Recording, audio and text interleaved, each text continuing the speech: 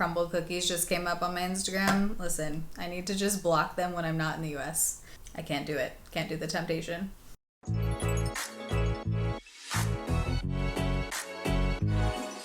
Alright, so today it is Shadow and Schmooze time. This is where we catch up. I feel like we haven't sat down to just chit-chat in a while. They brought us in some romantic roses for this video. So this one was much needed. I asked you questions or topics that you wanted me to cover over on Instagram, so we're just going through them. Doing this makeup look. This is kind of just like my go-to everyday kind of look lately. All of the makeup I'm using on my face today throughout the video is listed down below in the description box. I'm in Jordan, by the way. We'll get into all of it. So hope you enjoy this video. If you want to see more of these, I have a whole Shadow and Schmooze playlist, but let's get into it. All right, my setup right now, pretty cozy. We're doing some bed filming here. So you guys asked some good questions, good topics. We have a lot to cover here. So I'm currently in Jordan, back in Jordan. By the way, quick update on the Kosas Dream Beam. I tried this in a recent video. I've been liking it more than the first time I used it. Sarah here has actually been using it and she really likes it. To me, it just feels like slightly on the oily side. Like I do have other SPFs I like better, but it does have like a nice level of glow. It's not too glowy. By the way, before I get comments, I'm on day, I think 2 or 3 of post lip filler touch-up, so I'm very swollen right now. Like they're not going to be this big at all. They're not looking how they're going to look, so we don't need to comment down below. Looking a little ducky right now, but I did document it. I'm doing a fun video where I got a bunch of like different beauty treatments in Jordan, so that will be coming. Haven't used this in a hot minute. I'm going to use my little sample size of the Tatcha primer. So everything I use on my face will be listed down below, where I'm not going to talk through like all of the makeup because we're mostly talking here. My lips look so big. Okay. For foundation, I'm going to retry this. I have been using it, but it's a little bit dark for my No Tanner shade. This is the $5 Super Serum Foundation I tested in a recent video in the shade F3. I'm just like, I'm not going to talk through makeup, and here we are. We have some deep questions here, so let's start off with a mild one. How much time does filming something add to an activity? How long does editing take? Usually, if you're filming something, like not necessarily vlogging, but like, you know, setting up and doing all that, I would say it adds a couple hours to an activity at least, because there's the setup. Like just to film this video, it took me about, I want to say like 45 minutes just to get it set up with the lighting and the, you know, my tripod right now, aka pillow stacked on a bed. And then if you're getting ready to film, like not getting ready in the video, then obviously that adds like an hour on top of it too.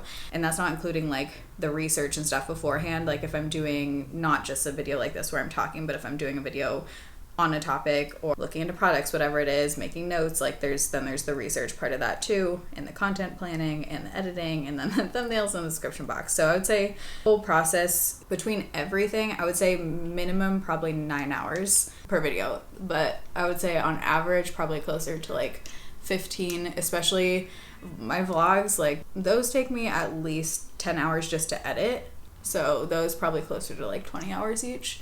But what I try to do is kind of like batch film. So for example, the other day I filmed the intro to one video, change my clothes or something, and then, you know, do an insert for another video, and then maybe film if I need to do like an Instagram story or something for a brand. Like I try to get ready one time and then film a few things in a row, so it cuts down on like the prep and everything. Getting pretty good coverage, getting like high medium coverage with that amount, but I did put on a lot.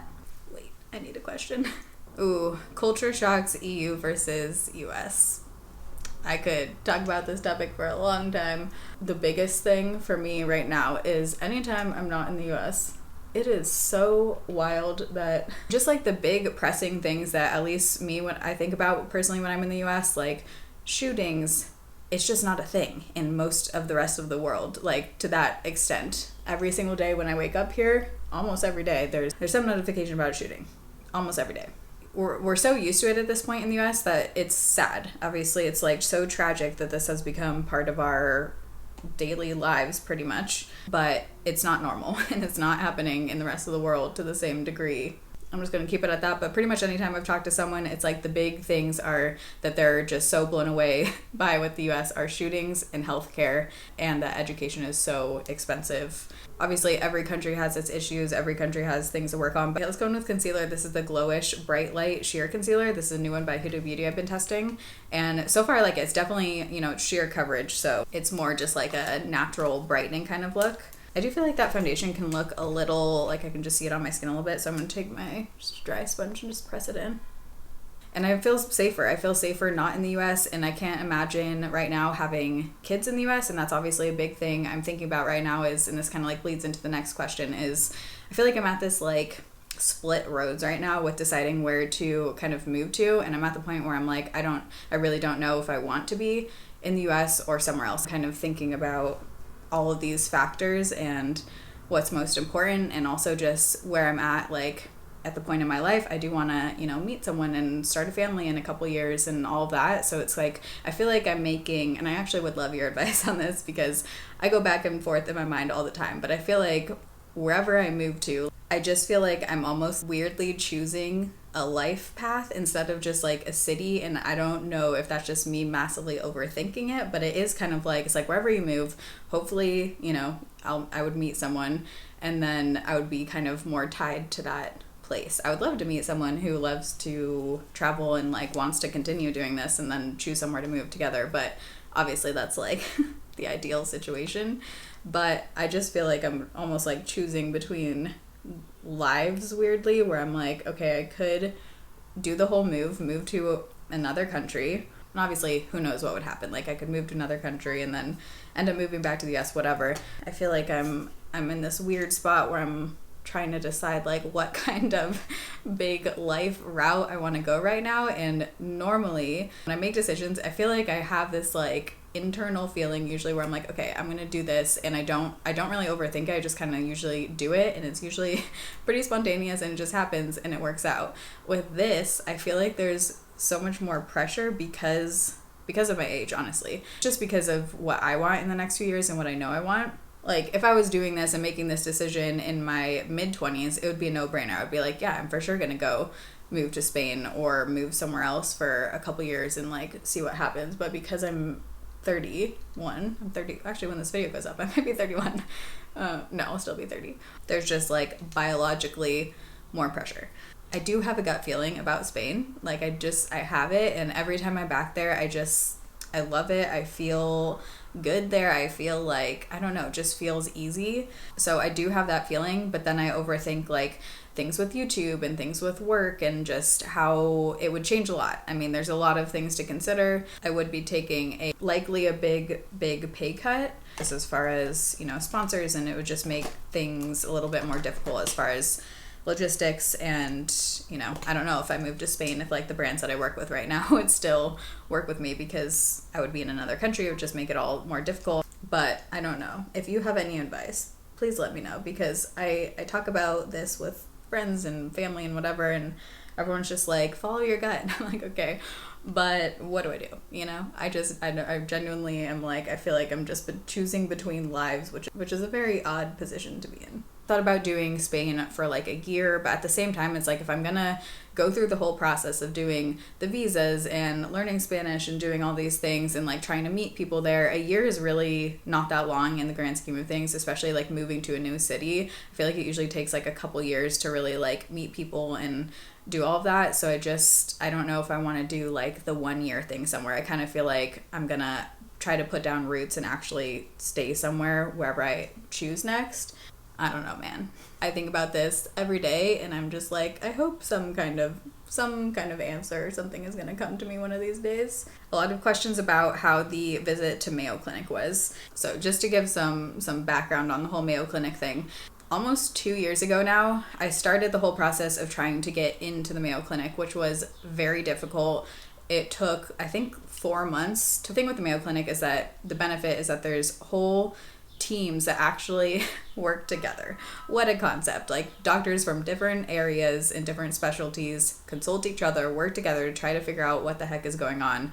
There's the main campus, and then there's the one in Phoenix, and I had been trying to get into the one in Phoenix. It was a little bit easier, and just like being on the West Coast and stuff, it was originally going to be like a big, 2-week kind of thing where my family was going to go. We were going to stay there for a couple weeks, and it was going to be like appointment after appointment to just try and like really figure this out. And if you're going through the process of whether it's Mayo Clinic, whether it's something else, you just can't give up. Like, there were so many points throughout those 4 months where it was like, I mean, you just have to keep advocating for yourself, keep pushing, keep going, because you're the only one doing that for yourself, and you have to. And I'm just going to keep this about Mayo Clinic, okay? I'm not going to get into a whole health update here and everything else that's been going on, but basically I was deciding between doing a surgery or going to Mayo Clinic. And once I was in, you can like push off Mayo Clinic so many times while still staying in their system.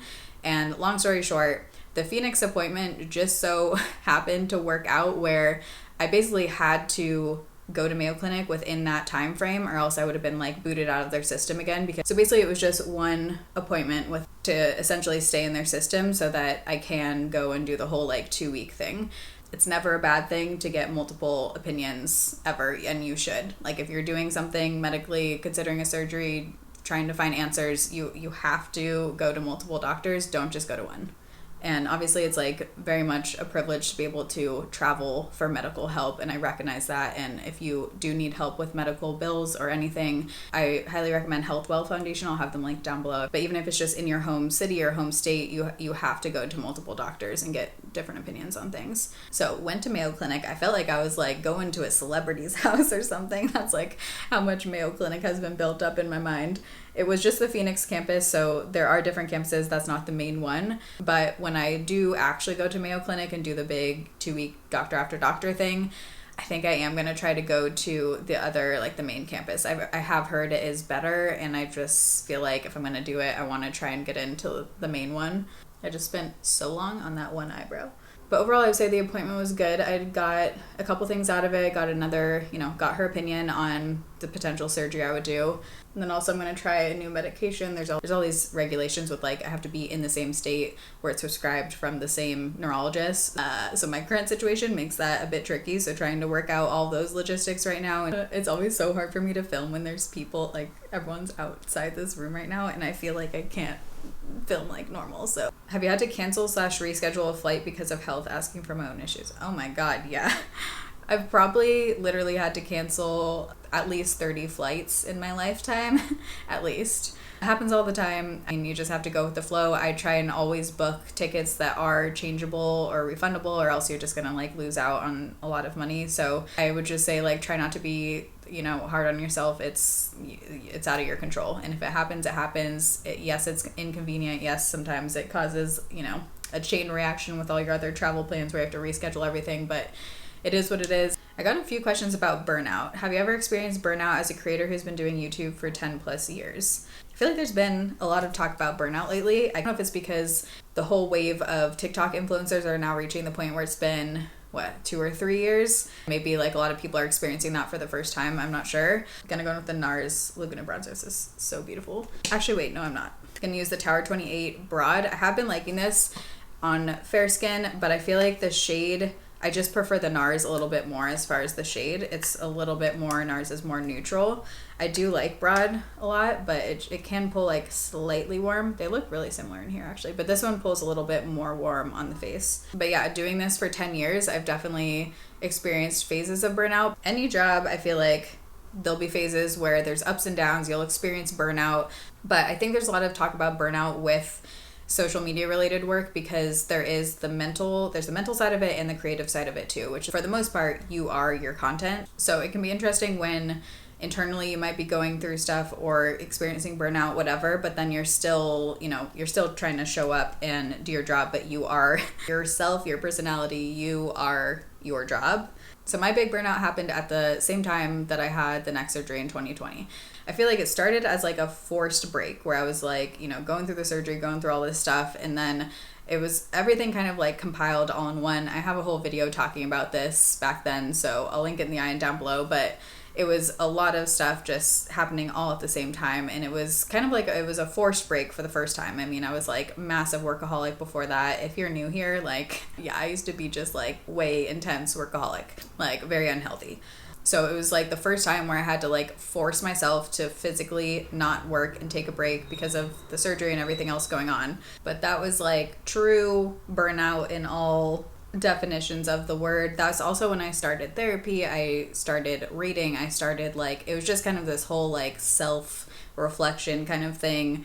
That was like I would say the biggest turning point in my life up until now was that year basically. Since then, I mean, yeah, things go in waves. I try to not actually like talk about it or show it to you guys because I don't know, it's a weird balance where it's like at the end of the day I want you to enjoy my content, and yeah, of course there are like days or weeks where I'm not maybe feeling like as excited to film or as inspired, or I don't have like, you know, ideas that I'm excited about, or there's just things going on with health and personal life where it's like making filming harder. But at the end of the day, I love doing YouTube and I still enjoy it, and this is my job, and I just don't want it to sometimes like bleed into the video as a viewer.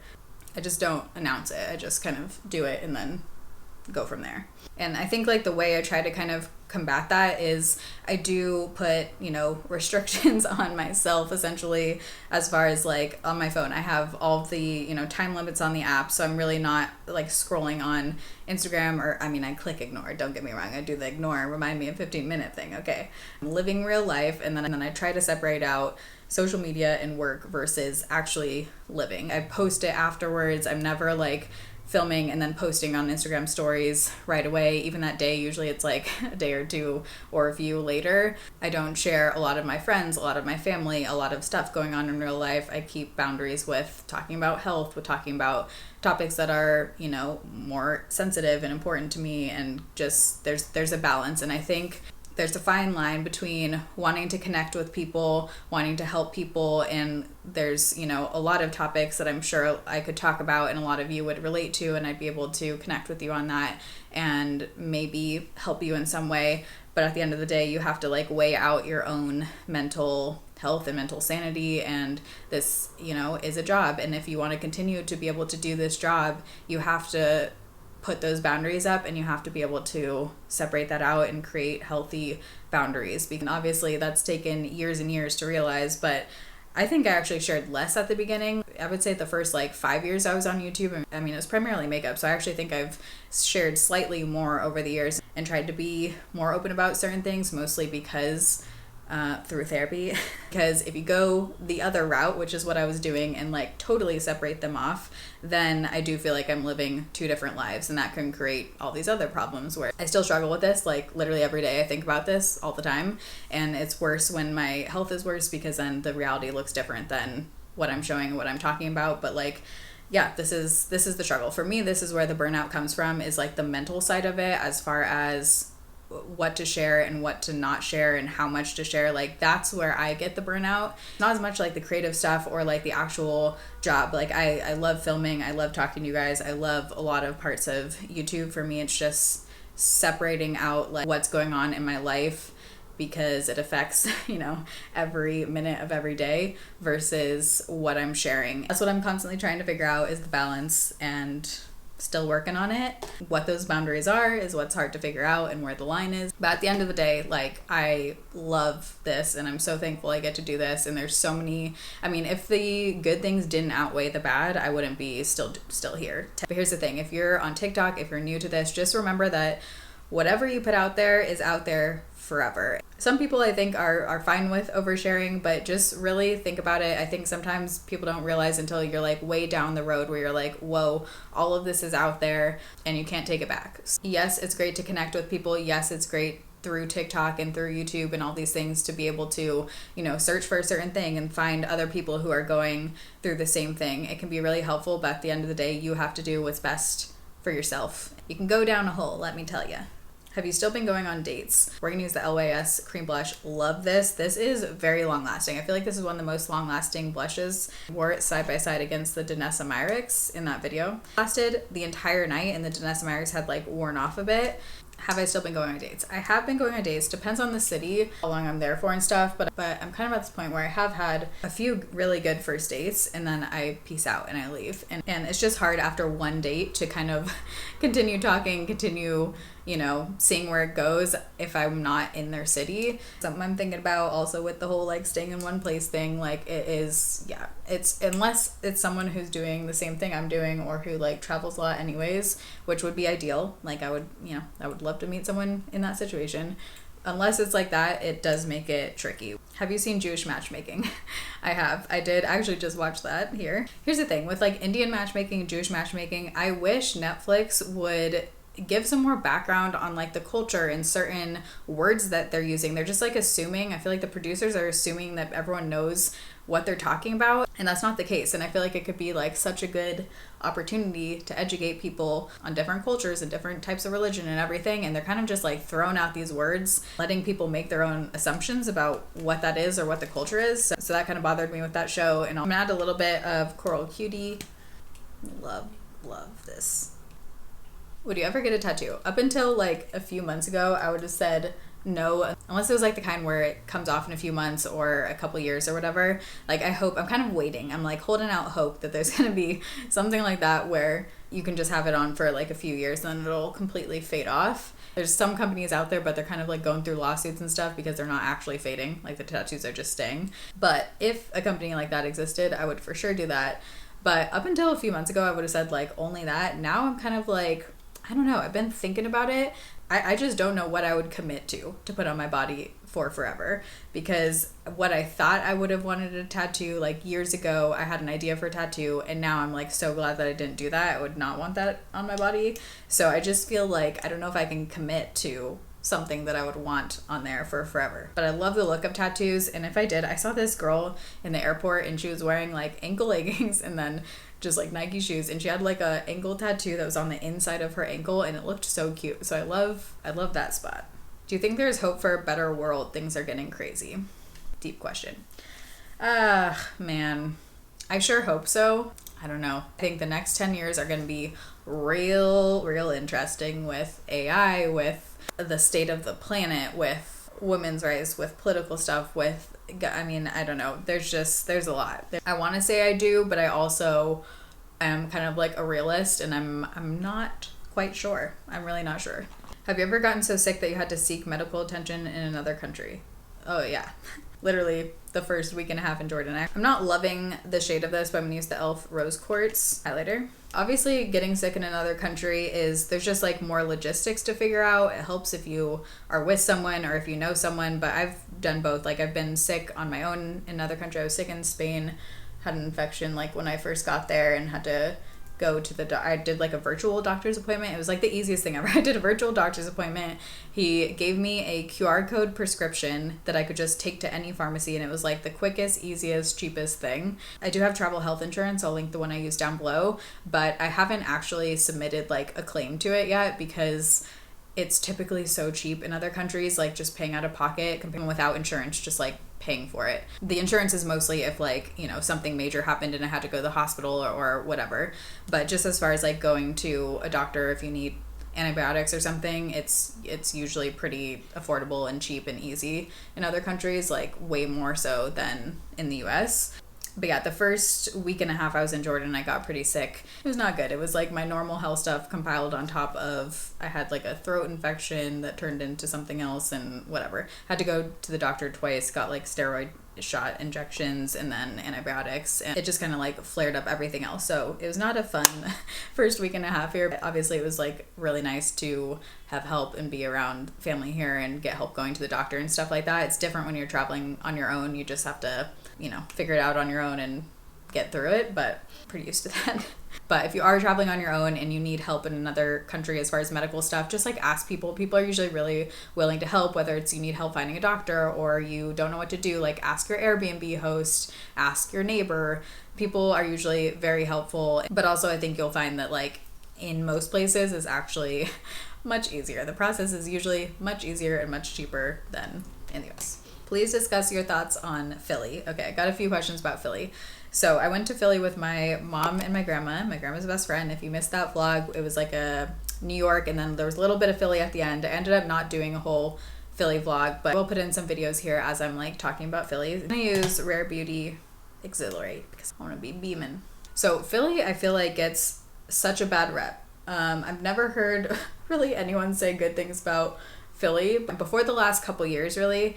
I mean, it's kind of like similar to when you say Chicago. People love to just point out like the bad things as far as like the safety and the weather and whatever, but mostly people just like point out the safety. And I don't know, I've just never heard really anyone like rave about Philly up until a couple years ago. I kept hearing things from you guys mostly, and my mom was hearing things too about like just how different it's gotten the last couple years and how it's like pretty cool now. So we were curious. So we're already going to be in New York, so we wanted to do like a combo New York Philly trip. You can take a train from New York City to Philly in an hour and basically an hour and a half you're there. And I love that. I think that's so cool that if you lived in Philly, you could literally just easily take the train in. I mean, that's like how long it takes sometimes to get across the city in Seattle with traffic. So the fact that you could just get on a train in an hour and a half and be in the city is so cool. Overall, I would say we were all so pleasantly surprised by Philly. It is cute. Obviously, there are areas where, you know, you should avoid, where they're not the greatest. Same in any city, same in Seattle, same in Chicago. The areas that we went, none of us felt unsafe. They were very clean, like super clean, really green, really pretty, beautiful, like brick buildings. There's water, there's like a river going through, walking path along the water, really good food. Like felt a little Portlandy to me. Like parts of it definitely have like a hipster kind of vibe. It's also similar to Seattle where there's a bunch of different neighborhoods that have different kind of vibes to them. Obviously, it's, you know, very historical city, so if you're like into history, definitely do a walking tour. Very open-minded. It's called the City of Brotherly Love. The history on that is actually really interesting, but felt like a good mix of people, different kinds of food, different vibes. Like, I don't know, I really enjoyed it. Even my grandma was like, before it was kind of like, why are we going to Philly? And she loved it. And I think it's definitely worth visiting. Like for sure, if you're going to New York City, for sure take a couple days and go to Philly. Would I live there? If I was in the US, I think maybe. I think it would be on the short list. It's relatively cheap as well, especially for being that close to New York City. It would be good for work stuff because I would be close enough to the city without like living right in it, where I could easily come in for different work things. The thing is, the Philly airport is not great. They don't have like a main airport, so you'd have to like transfer to JFK, which just adds a leg on to like travel, but you know, I guess whatever. If you have moved there, like if you're not from Philly, if you moved there, let me know how it's been meeting people there. Like how's the dating scene didn't seem great. But as far as just meeting friends and stuff, let me know how that's been for you if you have moved there. As far as underrated cities in the US, I think for me, Atlanta and Philly are definitely up there. Two cities that you should definitely go to, definitely take a weekend trip to. I think a lot has changed in the last few years with both. I felt totally safe in both. Obviously, just, you know, do your research, go to the good areas. But Philly's on the short list if I stay in the US. I don't know if I've ever straight out answered this question. I feel like I've like hinted towards it, but I don't know if I have. But this person just asked, do you want kids in the future? I do. When I think about not just being older, but like for some reason when I picture being like 60, I picture, you know, going on like family trips with my kids and doing all of that. But yeah, I definitely want a family. I don't know if they'll be like biological children just due to circumstances with my body, but I definitely, you know, I would adopt. I do want a family. To me, the baby stage is not that exciting. Like that's not the part I'm excited about. I like the toddler age and then older. Like, don't get me wrong, I can appreciate a good baby, but it's the like 3 to 5 for me. But I will say over the years I have gone back and forth on that. As a kid, I always said I want like 3 kids or 4 kids, like wanted a big family. There's just a lot to consider with like right now, my day to day, I could not have a child like physically just with health stuff. So I would need like help. Taking care of a dog on my own right now would be hard. So taking care of a child would be a whole other thing. Just I would have to have either full-time help or get in a much better place with everything. But ultimately, yes, I do want that. Dude, the white shade in here is like the perfect inner corner highlight shade. Just gives the best pop. So there's some questions about Jordan, Arab culture in general. I guess I should say, I lived here 10 years ago, studied here. If you're new here, I studied Arabic, lived in Jordan, lived with the family that I'm currently with. And a year ago, I came back to see them for the first time. I've kept in touch with them over the years. They're like my second family, but I'm back here. I don't know why it took me 10 years to come back the first time, but we're here. But last time I was here a year ago, I did a whole Shadow and Schmooze talking about Jordan, the customs, Arab culture, just like everything more in depth. So if you are curious about all of that, I'll link that Shadow and Schmooze in the iron down below. But I'll just touch on a couple things. One of the most asked questions was about hijab or covering up. So this person says, I notice you don't wear hijab while in Jordan. Do you ever feel judged or treated differently? Do you get weird looks or attention from men for no hijab? So no, not at all. Jordan is a lot of Jordanian women don't wear hijab. It's very just like dependent on your personal, you know, your family, your personal preferences, how religious you are. Like, not everyone wears hijab here. You don't have to. Even in Saudi Arabia right now, the laws have changed so much in the last few years. You don't need to cover up at all in Saudi anymore. I think people assume because it's the Middle East or because it's an Arab country that you have to cover your hair, and that's just not the case at all.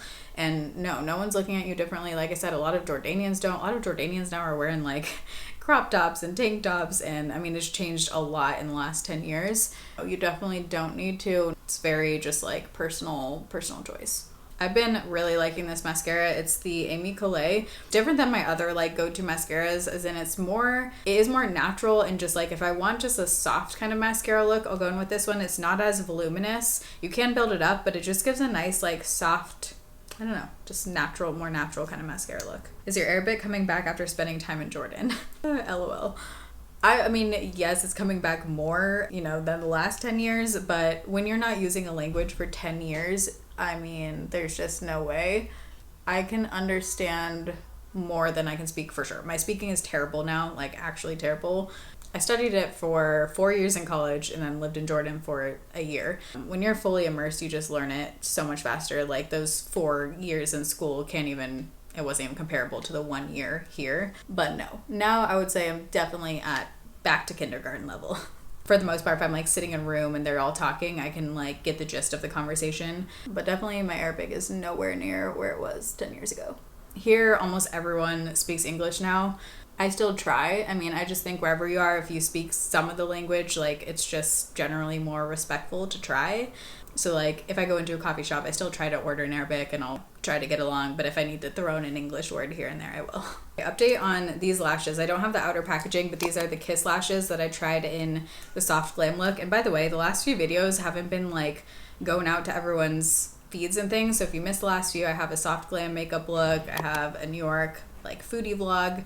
I'm gonna leave the last ones down below too. But in the soft glam video, I was talking about the Kiss. I tried them for the first time in that video, the Kiss no glue like press on lashes. Since then I've used these probably like, I don't know, 10 times. I have another couple packs of these, so I feel like I can give you my thoughts on these. For me, lashes are something that normally I'll pop on like if I film. Normally I can't keep lashes on all day. It just like bothers my eyes. It just irritates them and I just find them to be really uncomfortable. These are the only ones so far that I've been able to have on all day. They don't bother me. There is a little bit of a learning curve, and they say you can leave these on for I think a couple days. I haven't tried that. Like I definitely just take it off at night. I don't think there's enough stick to reuse it without glue. Like basically what I do is I pop them on without glue, a fresh, you know, set, a couple of them. I use like 2 on each eye. Pop them on without glue.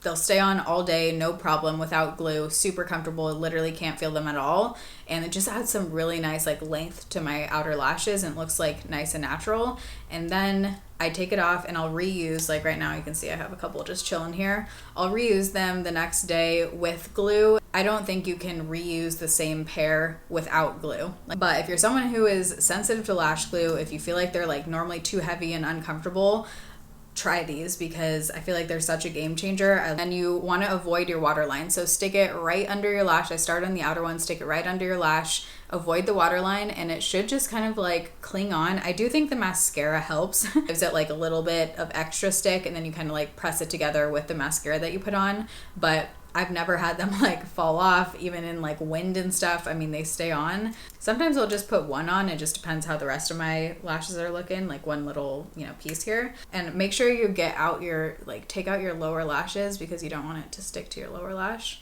I have the natural set and the voluminous set, and then they do make one other one. So like in this case, I feel like one is enough. Like yesterday I just wore one. Sometimes I don't feel like I need to add more. I just like the lift that it gives, and it just makes your eye look like a little bit longer. For some reason the left side never wants to stick as good for me. I think it's just the angle I'm coming in at. Okay, that one took a little more finessing, but we got it. See, this one I got like a little bit too low. I can kind of feel it on my waterline, so you'll know if it is because you shouldn't be able to feel it at all. Like the right one I literally cannot feel. It just feels like my natural lashes. This one I can feel a little bit. My lips are looking so big on their own right now from the swelling that I'm like, I don't even really want to add like a liner or anything. I kind of want to make them look smaller. I think I'm going to use the Wet n Wild Monday Feels liner. This is like a neutral tone. I'm not going to overline though. I'm gonna use the Peri Para 02 gloss. This is so pretty. It has such a nice sheen. I like the tone of this one. It's more just like neutral nude. I'm gonna take Benefit Shelly and just add a little bit more. I don't have anything on this brush. I'm just like blending out the edges with it. Okay, pretty basic makeup, but this is basically what I've been doing here, like some form of this almost every day. So I hope you guys enjoyed this Shadow and Schmooze. I'm gonna have everything I used on my face today listed down below in the description box. And if you wanna watch my last Shadow and Schmoozes, they're all in a playlist. But I love you guys. Thanks for watching. See you in my next video. Bye.